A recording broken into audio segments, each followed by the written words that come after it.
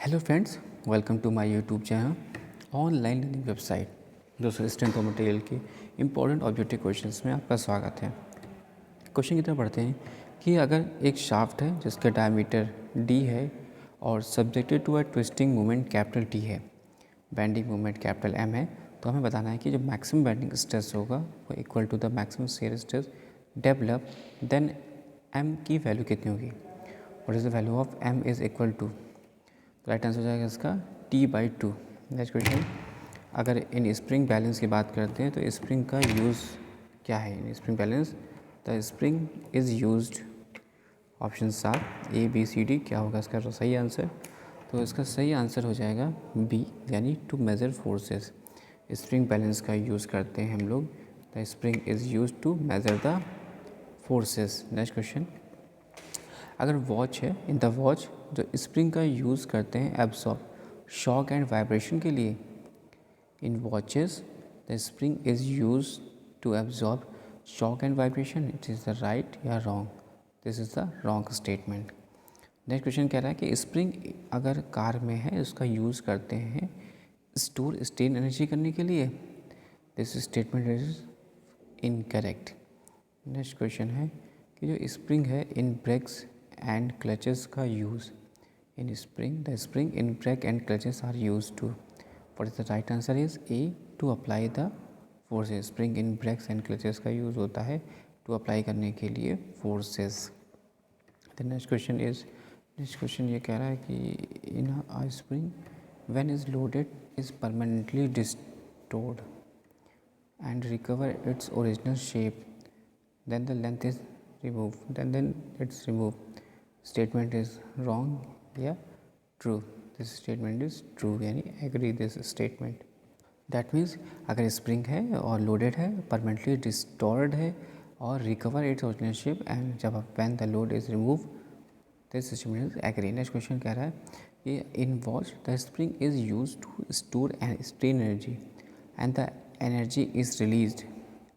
What is the right answer is, the right answer is B, that is to run the watch. In a watch the spring is used to store the energy, store strain energy, the energy is released to run the watch. The next question is a spring used to absorb shock and vibration is, a spring is used to absorb shock and vibration is, what is the right answer is, the right answer is C, that is your leaf spring. A spring is used to absorb shock and vibration is leaf spring. Next question, जो load requirement है, the load requirement required to produce unit deflection in spring, वो क्या कहलाता है। The right answer हो जाएगा C, stiffness, spring stiffness. जो load required है टू प्रोड्यूस करने के लिए unit deflection in a spring is called spring stiffness. Spring stiffness क्या है, जो कि लोड रिक्वायर्ड है जो कि produce a unit deflection spring is called. Next आपको बताना है कि जो लीफ स्प्रिंग है वो मैक्सिमम बेंडिंग स्ट्रेस अगर डेवलप हो रहा है इन द लीफ स्प्रिंग, जब मैक्सिमम बेंडिंग स्ट्रेस डेवलप हो रहा है इन द प्लेट, क्या होगा उसका राइट आंसर आपको बताना है। तो in a leaf spring the maximum bending stress develop in the plate is, the right answer is B, 3WL upon 2NBT²। This is the right answer कि leaf spring के अंदर मैक्सिमम बेंडिंग स्ट्रेस डेवलप होगा plate के अंदर, वो कितना होगा, this one is the 3WL upon 2NBT²। Next question, अगर leaf spring in a leaf spring जो length of all the leaves are equal, right answer is, this is the false statement. The next question कह रहा है कि एक leaf spring is supported at the, leaf spring supported करता है at this, this is the right answer is B, that is centre and the loaded at the end. Leaf spring जो कि supported करता है सेंटर और loaded at the ends. आपको बताना है कि लीफ स्प्रिंग का जो डिफ्लेक्शन होगा वो सेंटर पे कितना होता है, सेंटर पे होगा 3WL³ upon 8ENBT³। Next question तो पढ़ते हैं। क्वेश्चन ये कह रहा है कि when a closely coiled helical spring is subjected to axial load, it is said to be under। आपको बताना है कि when a closely coiled helical spring is subjected to an axial load it is said to be under, वो क्या कहलाएगा? सही answer हो जाएगा इसका सी यानी torsion. Next question, when a closely coiled helical spring जिसका मीन डायमीटर डी है subjected to an axial load W है और जो डिफ्लेक्शन ऑफ ए स्प्रिंग है वो डेल्टा है, और the right answer is D यानी 8 W d³ n upon C D की power 4। Next question, when a closed coiled helical spring of a mean diameter capital D है subjected to an axial load W है और stiffness of the spring is given by, तो क्या होगा इसका right answer is D C D की power 4 upon 8 d³ n। Next question is to closely coiled helical spring है A और B of the same material के और same number of turns and made of from same wire are subjected to an axial load W. जो mean diameter of spring A का वो double है mean of diameter of spring B के, तो आपको बताना है कि जो ratio of deflection in spring B का टू द स्प्रिंग ए कितना होगा, तो इसका सही आंसर हो जाएगा ए यानी 1/8।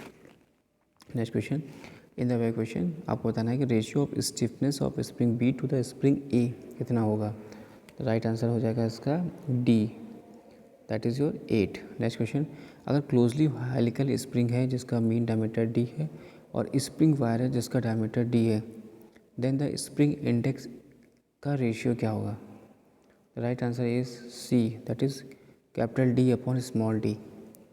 नेक्स्ट क्वेश्चन हो जाएगा कि अगर दो closely coiled helical spring A और बी है जो कि इक्वल है in all respect but the number of turns of spring A is half that the spring B then the ratio of deflection of spring A to the spring B कितना हो जाएगा, right answer हो जाएगा C 1/2।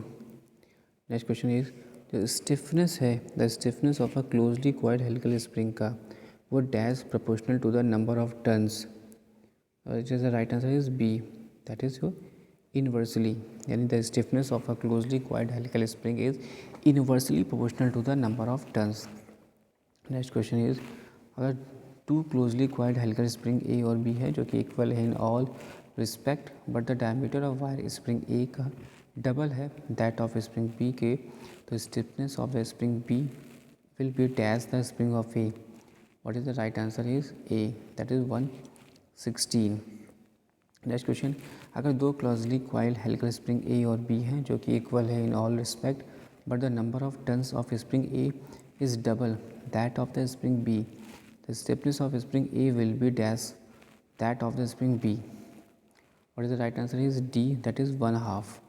Next question is a closely coiled helical spring is cut into the two halves and the stiffness of the resulting spring will be, कितना होगा right answer इसका, right answer is B that is your double. The next question is a composite shaft है जो कि consisting कर रहा है 2 step portion having spring constant K1 और K2 है जो कि हेल्ड हो रहा है between the 2 rigid support at the and है, तो इसका स्प्रिंग कांस्टेंट की वैल्यू कितनी होगी, तो इसकी स्प्रिंग कांस्टेंट की वैल्यू हो जाएगी K1 + K2। इसी तरह से अगर कंपोजिट शाफ्ट है और अदर क्वेश्चन फिक्स्ड है at one end and other end is subjected to a torque देन क्या होगा इसका, क्वेश्चन ये कह रहा है कि अगर कंपोजिट शाफ्ट है in the question is fixed है एक एंड पर और दूसरे एंड पर सब्जेक्टेड टू अ टॉर्क, तो then its equivalent spring constant की वैल्यू क्या होगी, तो राइट आंसर इसका हो जाएगा सी यानी K1 K2 upon K1 + K2। Next question कह रहा है कि अगर क्लोजली क्वाइल्ड हेलिकल स्प्रिंग है जिसकी स्टिफनेस वैल्यू K है इस cut into in equal parts में, तो stiffness in each parts of spring क्या होगा आपको ये बताना है, तो राइट आंसर आएगा C N/K हो जाएगा। आपको बताना है कि जो रिविट्स होते हैं वो मेड ऑफ डक्टाइल मटेरियल के बने होते हैं, रिविट्स जो होते हैं वो क्या डक्टाइल मटेरियल के बने होते हैं, स्टेटमेंट है यस, रिविट्स जो होते हैं वो डक्टाइल मटेरियल के बने होते हैं। आपको बताना है कि अगर रिविटिंग जो साइज़ है hole drill in plates is dash shank diameter of the rivet, क्या होगा उसका right answer that is C greater than shank diameter of the rivet. For riveting the size of hole drill in a plate is greater than the shank diameter of the rivet. The next question is, अगर हम बात करें for a 25 mm hole drill in a plate, तो diameter और rivet सैंक should be कितना होगा? That is a 23 mm होगा। कितना होगा?